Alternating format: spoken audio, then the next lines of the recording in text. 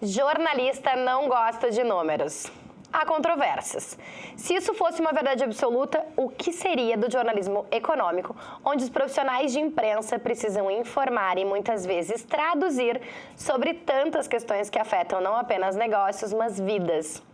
Hoje eu vou conversar com quem escolheu a área de humanas, mas acabou tendo um pé nas exatas. Vem comigo!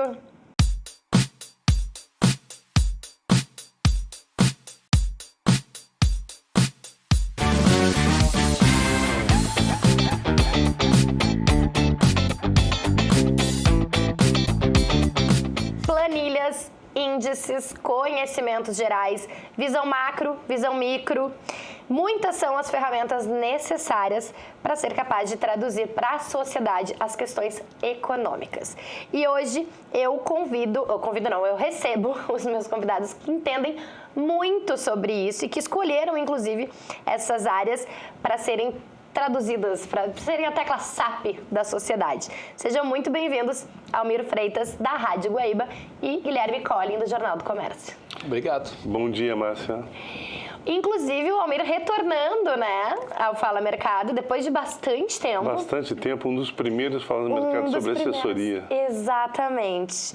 Bom, então para o Almir eu vou recordar, porque ele já esteve aqui, e para o Collin eu vou contar, porque, né, tá estreando, que nesse programa o protagonismo é do mercado. Portanto, hoje quem fala são vocês. Eu tô aqui só para perguntar. Bora? Bora Legal. falar. Vamos lá. Então, para começar, eu tenho, óbvio, a maior curiosidade de todas, que é como que o jornalismo econômico chegou na vida de vocês? Guilherme?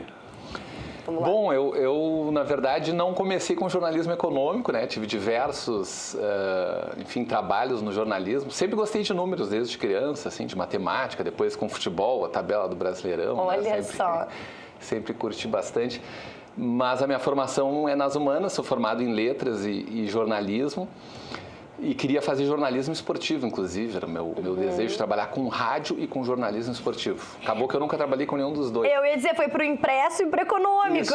Isso aí. Porque o jornalismo tem muito das oportunidades que vão surgindo, né? Então, trabalhei bastante com meio ambiente, trabalhei bastante com história também, livros, reportagens, com material de cidade, jornalismo comunitário, política.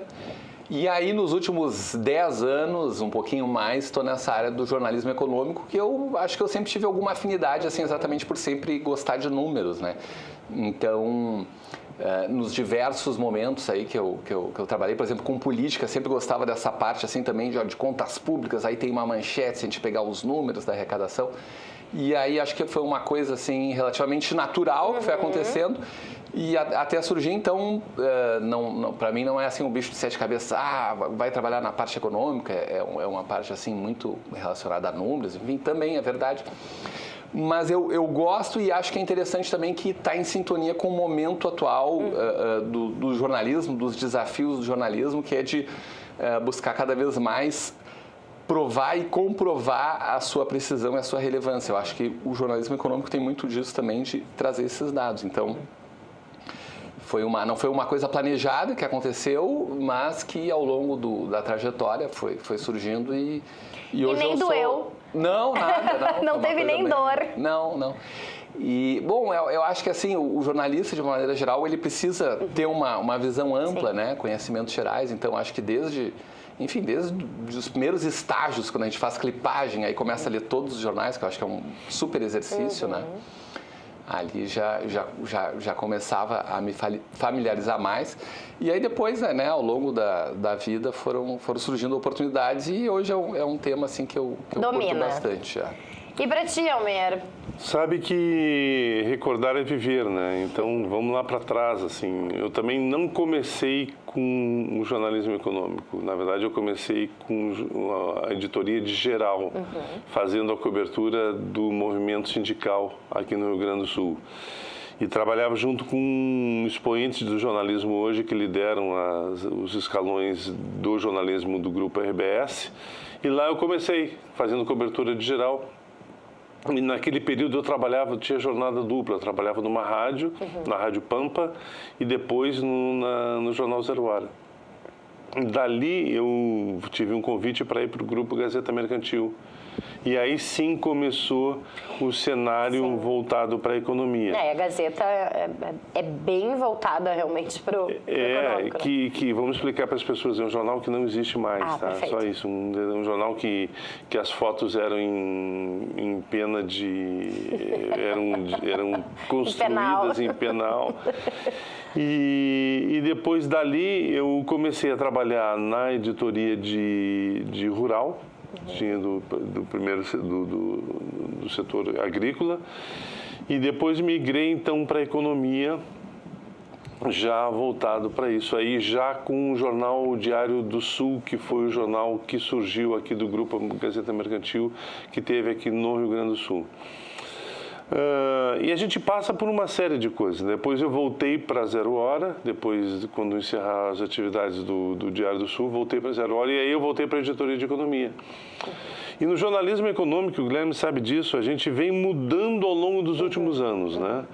Vocês não vão lembrar, mas eu vivenciei isso, acreditem. Tinha aquele período da hiperinflação aqui no Brasil, né? Onde tinha as famosas listas de preços da Sunab. Então não adiantava só passar a informação, tu tinha que tentar explicar por que a gente estava com 80% de inflação no mês, né? Então eu já passei por esse enfrentamento e essa mudança que era o jornalista sair um pouco do casulo dele, que era focar em números e tentar explicar o que esses números significavam, né? Então já teve uma mudança aí de tornar mais popular a economia. Depois, enfim, passei por os planos econômicos também, vivenciei os planos econômicos, aí ainda na 0 Hora, e aí é pior, né? Aí é mais desesperador, né? Aí tu começa a explicar, porque eu lembro até hoje de um telefonema que eu recebi de um leitor da 0 Hora no plano Collor. E ele disse, mas eu tinha X... reais, não era reais na época, esses cruzeiros no banco e não tenho mais nada agora, o que eu faço? Como é que tu explica? E aí tu tem que nem a gente naquele momento estava entendendo o que tinha acontecido. E aí ainda mais tem que explicar isso. É um aprendizado na prática, né? Eu me lembro que a primeira mesada que eu ganhei, que era mais para estimular, assim, essa coisa de mexer com banco, não sei o quê, e aí eu deixei o dinheiro lá. E um mês depois não valia mais nada. Então aí o aprendizado... Mas ainda estava lá? Estava lá, mas não valia mais nada. Assim, dá para comprar 3 sorvetes, agora não dá para comprar nada, dá para comprar uma bala. Então, um aprendizado na prática, né? E eu acho que a economia tem muito isso, assim, dessa coisa do dia a dia, da vivência. E enfim, as pessoas acabam tendo que aprender, né, de um jeito da prática mesmo. E eu acho que eu sempre, no período em que eu lecionei aqui na FAMECOS, né? Eu sempre dizia para os meus alunos, né, olhem para a economia com algum cuidado, olhem com algum carinho. Por quê? Porque falta profissionais nisso. A gente tem falta de profissionais que têm uma dedicação específica para a economia.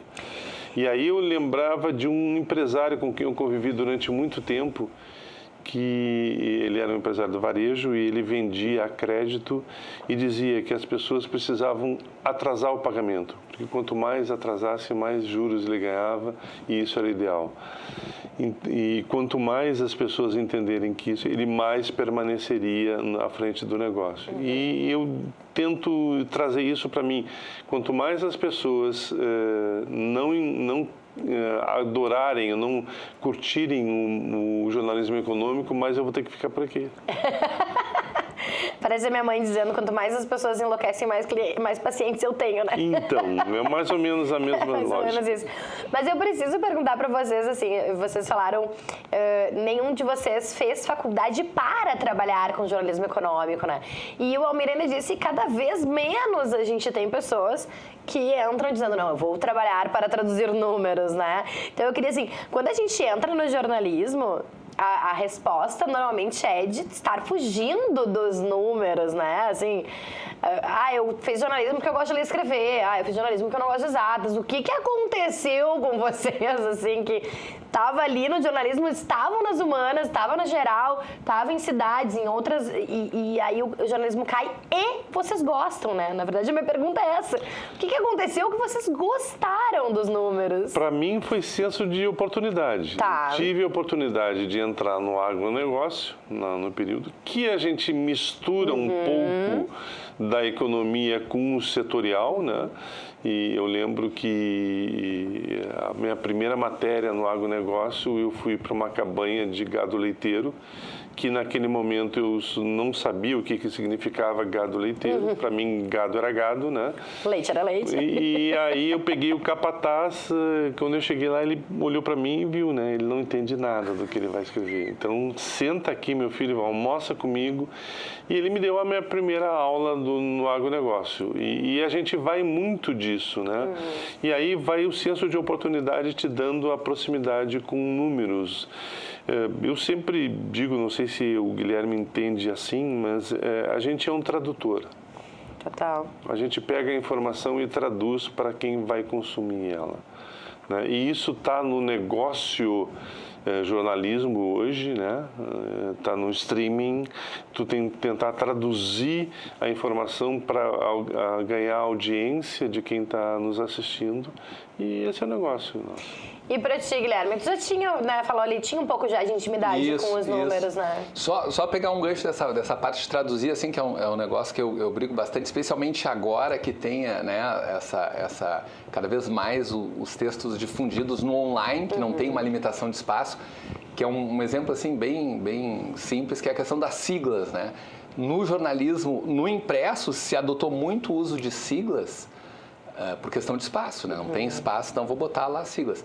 E siglas consagradas, vai lá a gente usar STF e tal. Mas volta e meia tem lá a secretaria, não sei das quantas, que mudaram 38 vezes o nome, e aí vai lá e tá aquela sigla. Mas pra que vai botar essa sigla? Não, é pra... Aí não precisa repetir, mas bota a secretaria.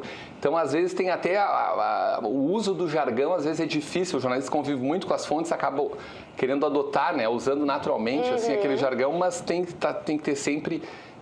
no horizonte isso que o Almir falou, né, dessa tradução, de explicar para as pessoas. E, bom, eu acho que, de uma maneira geral, sempre acabou entrando, digamos assim, o jornalismo econômico, não com esse carimbo de jornalismo econômico, no trabalho que eu fui fazendo ao longo do tempo. Assim, por exemplo, me lembro, a primeira vez que eu ganhei Prêmio Ari foi em 2005. Uau. Eu fiz uma matéria sobre a Colmeia, Cooperativa Ecológica Colmeia, que surgiu para produzir alimentos sem agrotóxicos para os consumidores. E eu fazia, na época eu trabalhava no ambiente já, na Já Editores, uma editora que tinha um jornal de bairro, jornal Já, e aí um dos veículos era o Ambiente Já, então eu trabalhava com o meio ambiente. E aí estava uma crise econômica terrível na Colmeia. E aí simplesmente eu fiz essa matéria mostrando os diversos fatores que levaram a essa crise econômica. Então, enfim, era uma matéria sobre economia, mas ao mesmo tempo também incluía meio ambiente, então acho que a economia meio que permeia tudo, né? E eu ia dizer que é interessante isso realmente, né? Porque o Almir comentou sobre o primeiro contato, basicamente, com a economia foi no agro. No agro. Né? O Guilherme trazendo a questão do meio ambiente. Então, realmente, a economia ela é meio onipresente, assim, em todas as outras editorias, E né? eu acho que essa percepção é que está equivocada quem olha o jornalismo econômico. A primeira percepção é taxa de juros, taxa Selic, balanço financeiro de empresa, número de desempenho, mercado. As pessoas entendem e não é isso só. O Almir deu o gancho, inclusive, para a minha próxima pergunta, que é o seguinte, é importante falar que a economia ela não é necessariamente só números, né? Não passa apenas por números ou por traduzir números. A gente está falando que a economia está presente em todos os lugares. Queria ouvir um pouco vocês assim, sobre o entendimento de vocês do jornalismo econômico quando ele não passa por números ou pela tradução de números. Eu acho que esse exemplo assim que eu citei ali da cooperativa Colmeia é um exemplo emblemático assim disso. Assim, claro que envolve números, mas a matéria, a história que foi contada era a história que envolvia a alimentação das pessoas interessadas em produtos orgânicos, né? E o fornecedor, no caso, que era aquela organização, estava lá com uma dificuldade econômica. Enfim, é a história de uma cooperativa ali, mais focada em uma questão ambiental, e aí tinha esse impacto econômico. Então, Eu acho que a questão dos números pode entrar ou não como a questão principal, né? Ou pode ser simplesmente uma questão econômica que tu pode contar a história de uma maneira mais abrangente, mais geral. Mas, de uma maneira geral, acho que entram sim os números, assim. Então, eu trabalhei bastante tempo com política também, e aí eu me lembro até, às vezes, eu era editor de política lá no Jornal do Comércio, e aí, às vezes, os repórteres se queixavam, parece que eu sou contador aqui, tendo que juntar esses números todos. Que é a questão, há 40 anos o Rio Grande do Sul dá déficit, né? As contas públicas fecham no vermelho e tal. E aí, fazer esse levantamento, tu junta essas informações e traz uma informação nova, assim, às vezes uma leitura histórica, pega os últimos 10 anos e faz uma série, tu traz uma informação nova com isso. Então, claro, aí envolve números, mas não precisa necessariamente ser uma coisa assim de, enfim, um levantamento de números lá que precise de um conhecimento, enfim... imenso sei lá... Em fórmula de Bhaskara. Então, juntar as coisas do dia a dia e mostrar o efeito prático daquilo. Acho que isso aí que é a questão chave, assim, que entra no dia a dia. E vamos tentar trazer para o período que a gente está vivenciando agora, né? Que é o período de final de ano, das festas de final de ano, né? Então, como é que tu associa o jornalismo econômico a isso? Tu busca pesquisas que chegam na mão dos jornalistas sobre isso. Qual foi o produto que mais aumentou e que é usado na ceia de Natal? Azeite. Batata. As comidas mais típicas disso, né? Chester, etc. Peru. Então, isso aproxima o jornalista da realidade do momento. Quando tu consegue te aproximar e mostrar para a pessoa, olha, tem um aumento aí de 7%. Tá, 7% no aumento ao longo desse ano significa que a gente está acima da inflação de 12 meses, que é a inflação oficial do Brasil. Então, tu vai associando essas coisas. Como é que eu pego lá? Mas como é que chega isso? A Ceasa tem os números que eles liberam semanalmente. Então, tu pega lá, quais são os produtos que mais variaram? Né? Ou então, quando tu associa as situações que a gente vivenciou aqui no Rio Grande do Sul, a gente teve uma enchente destruidora do Estado, né? Tá, mas isso já passou. Em parte, a gente está chegando no final do ano e, como toda empresa, as prefeituras têm que fechar a conta. Tá, fechar a conta significa o dinheiro que era para a saúde, que ele precisou destinar para socorrer pessoas, onde é que ele bota isso? Então, contextualizar, né? Tem prefeituras que vão passar por dificuldades para fechar a conta agora. E isso é jornalismo econômico. Mas também não significa só o número lá de déficit de quanto, 0 a 0. Eu acho que vocês têm esse dom não só de traduzir números, mas de contextualizar e de colocar essas informações nos seus devidos cenários, né? Que é, como a gente diz, é sempre... principalmente porque o jornalismo econômico tem a missão de fazer a sociedade entender... Me corrijam se eu estiver errada, né? Onde isso impacta a vida dessas pessoas, né? Porque se a gente for no cerne do jornalismo lá, do valor notícia, do interesse público, da veracidade, então é isso, o quanto o jornalismo econômico pode impactar a vida na verdade, a vida das pessoas no dia a dia, inclusive, né? Como é que tu traduz isso, né? O dólar no patamar que está... mas o que eu tenho a ver com dólar? Eu não compro dólar, eu não tenho dólar. Mas como é que eu consigo traduzir isso? O pãozinho que tu compra, ele é feito com trigo. O trigo no Brasil, para consumo, ele é importado da Argentina. Ele é importado com que base? Dólar. Então, significa que quanto mais o dólar estiver mais caro, mais vai ser um impacto no custo de produção. Do pão. É isso.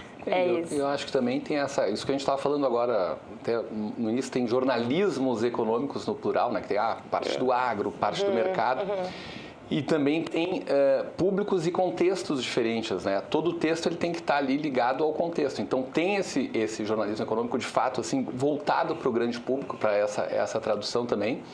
Mas também tem muito consumo de jornalismo econômico para um público dirigido. Então, tem veículos especializados só em mercado, que é para o investidor, etc. E tem, enfim, informações mais específicas que as pessoas buscam. Então, por exemplo, o Jornal do Comércio, ele é um jornal jornal segmentado, focado em economia. A gente tem política também, tem cobertura de esporte, cultura, mas ele é focado em economia e negócios do Rio Grande do Sul. Então, o contexto é Rio Grande do Sul e economia e negócios. E é um público que, enfim, está no mercado, que faz negócios, o empresário. Então, também tem que ter esse aprofundamento, essa informação assim mais específica que vai fazer diferença, uma informação estratégica para aquela pessoa. Então, que pode ser estratégica para o negócio, pode ser, enfim, um dado econômico importante aí da economia. E aí, esse tipo de informação também, isso aí sim exige, né, um trabalho assim, mais aprofundado, exige eventualmente uma qualificação maior para fazer mercado. Tem que ser um cara especialista em mercado para fazer mercado. Agro, tem que ser um cara que entende muito de mercado, então, de agro, de mercado, enfim, cada um na sua especialidade, né? Eu acho, o Guilherme me deu o gancho para minha próxima pergunta, mas antes da gente continuar e antes de eu fazer esta pergunta, eu quero lembrar a nossa audiência que este é um programa de oferecimento da Vero. Com a Vero, você tem acesso a mais clientes vendendo nas opções Banricompras pré-datado para até 60 dias e parcelado em até 12 vezes. Então, acesse sejavero.com.br.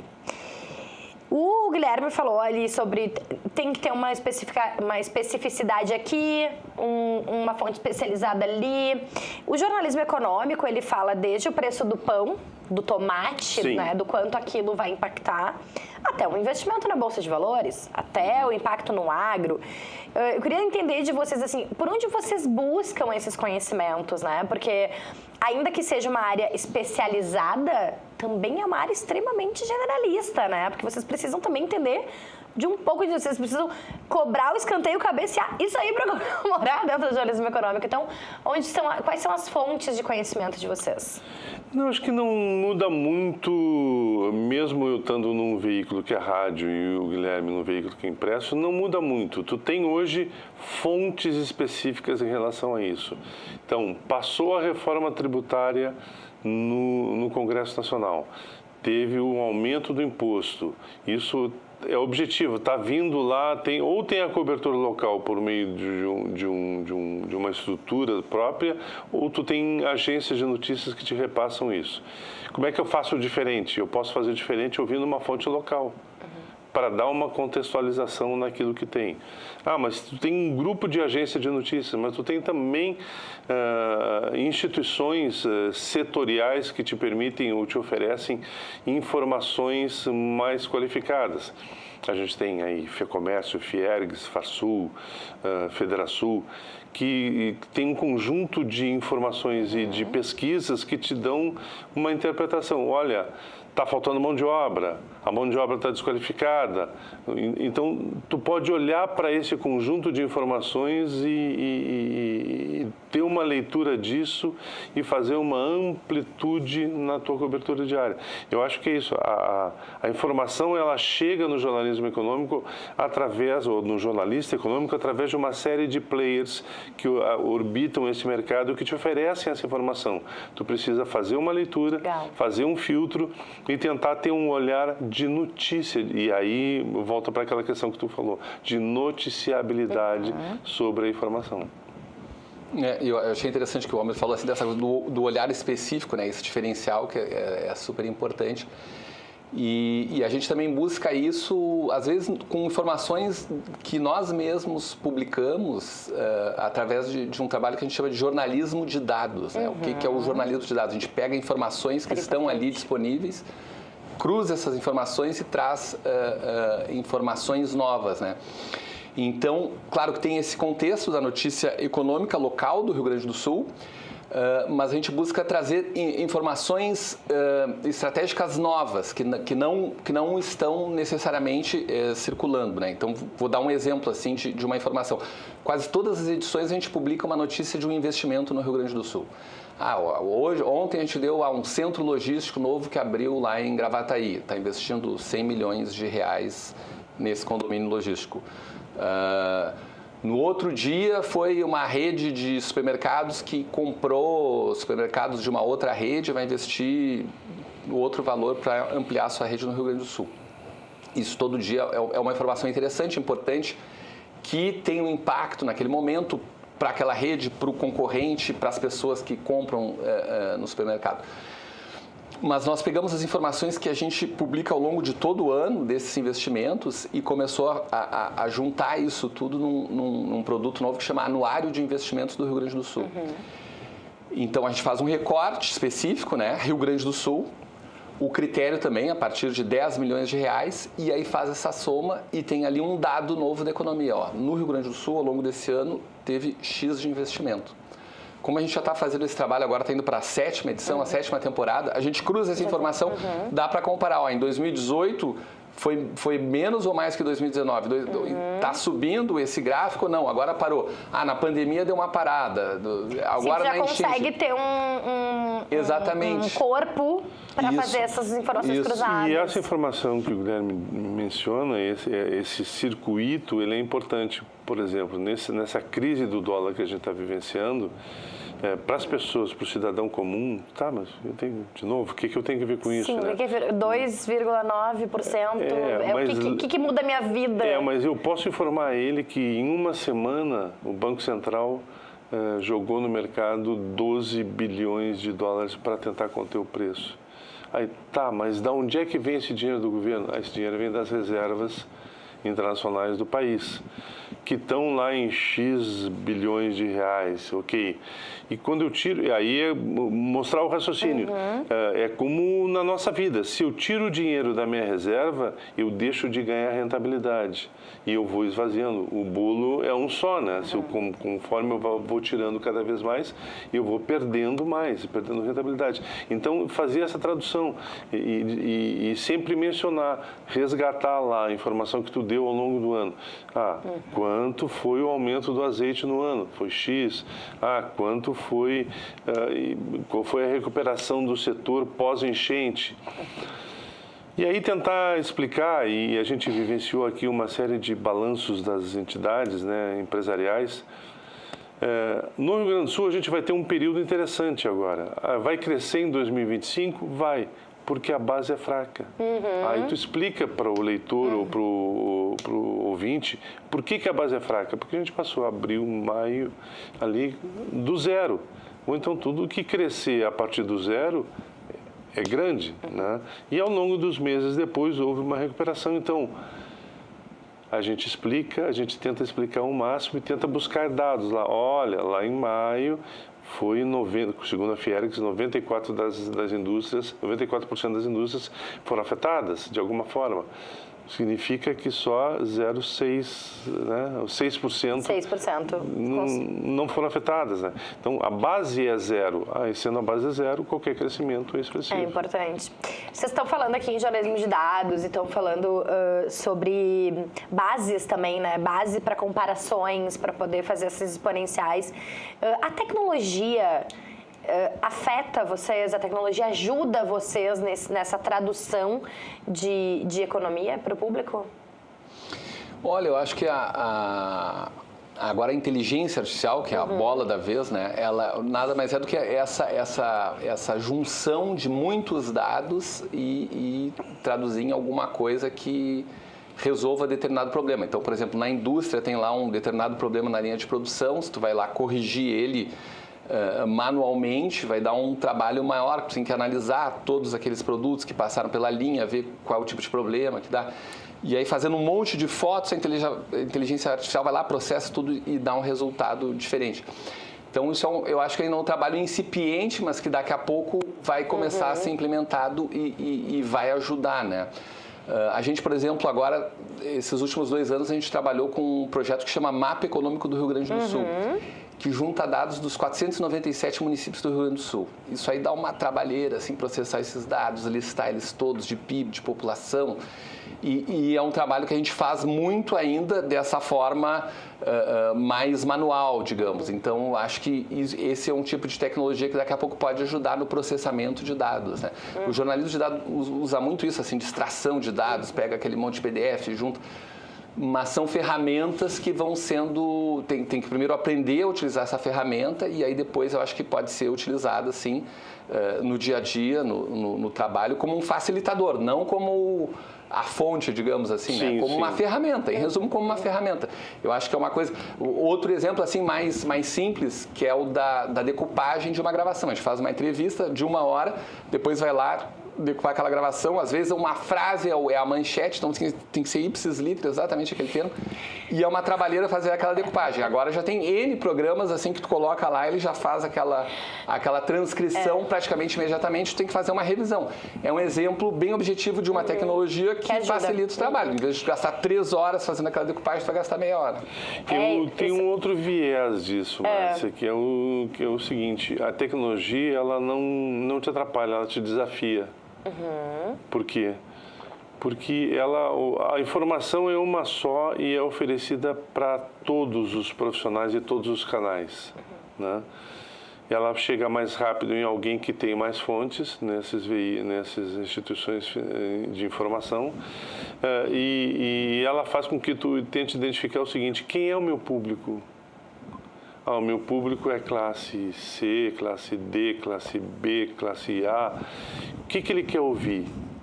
Então, se sai uma informação e o meu concorrente deu antes, vira a chave ali e vai para o concorrente. Te deixa pendurado no pincel. Então, eu tenho que ser ágil, eu tenho que ser mais rápido. E isso nos leva, muitas vezes, ao erro. E esse é o problema. Né? A falta de...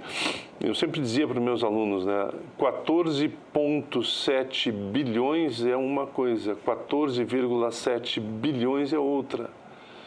Qual é a diferença? Entende as duas diferenças. Se tu está digitando e botou o ponto, pode ter uma consequência. Se está digitando e botou a vírgula, é outra consequência. Então, acho que a tecnologia te desafia, mas ao mesmo tempo ela te oferece um risco muito maior na geração da informação, na exatidão da informação. E aí entra o papel do jornalista econômico ou do jornalista, né? Super importante isso que o Romulo falou, da precisão da informação. Porque, enfim... Temos um caso clássico, né? O erro dos zeros, né? Do Ibsen, né? Exatamente. Sim, do Ibsen Pinheiro, deputado. Exatamente. Por uma imprecisão de zeros. Exatamente. Exato. E aí teve, né, um impacto que e aí, como é vinha falando, né, Guilherme, irreversível. então vem esse papel necessário. Isso, porque a tecnologia também difundiu cada vez mais a informação. Nunca se teve tanta informação. A questão é o tipo de informação que é consumida, o tipo de informação que é produzida.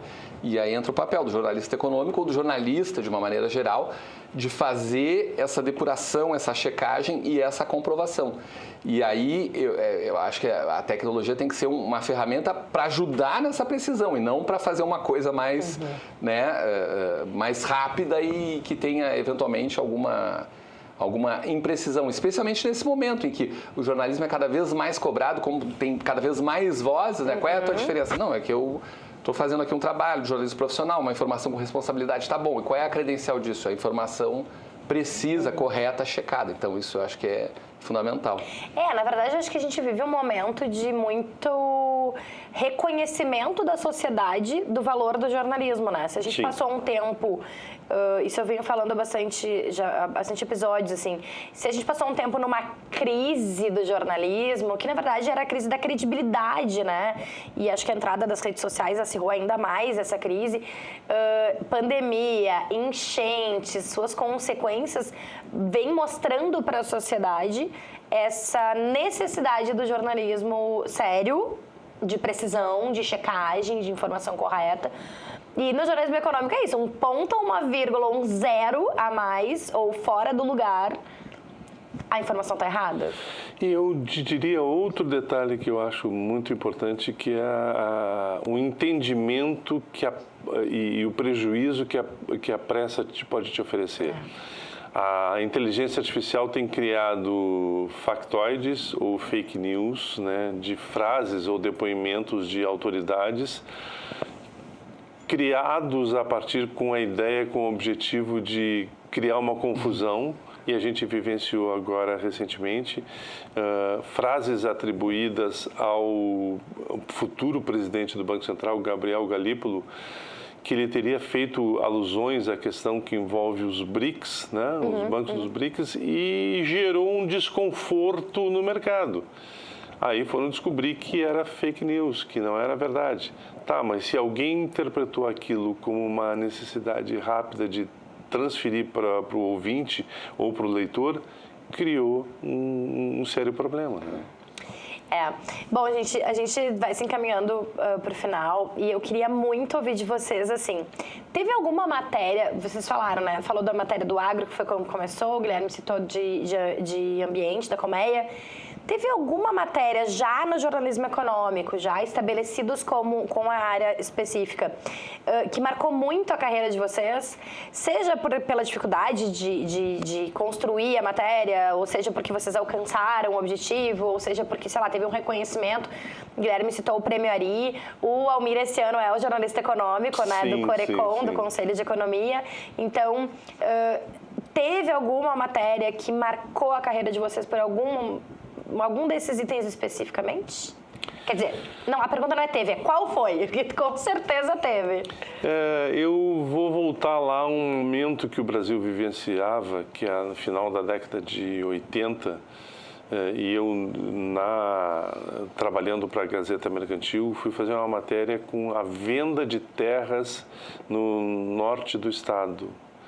Então, eu fui vivenciar o dia a dia. A estrutura para chegar até a localidade era precária, vamos lá, né? A gente está falando de 40 anos atrás, sim, né? Sim.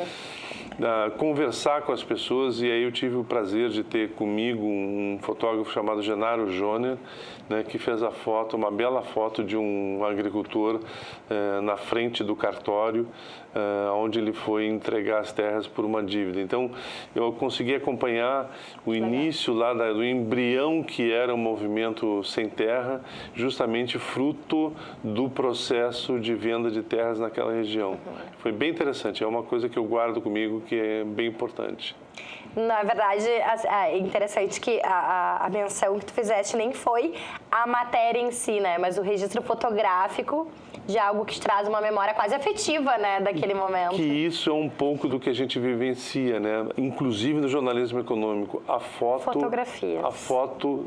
Ela não só ilustra uma matéria, ela diz a que a matéria veio. Perfeito. Muito bom. Bom, eu citei essa de memória, né, do Tempo do Ambiente, já do jornal Já Bonfim, jornal do bairro, da Cooperativa Colmeia, e destacaria agora uma que a gente concluiu agora dia 16 de dezembro, que é o Mapa Econômico, que foi lançado em 2023, nos 90 anos do jornal, e foi, na verdade, um desafio. Vamos fazer um mapa econômico do Rio Grande do Sul, então é um trabalho que já está na segunda temporada, então esses 2 anos eu acho que foram, assim, matérias que marcaram muito e foi muito legal também viajar pelo Rio Grande do Sul, né?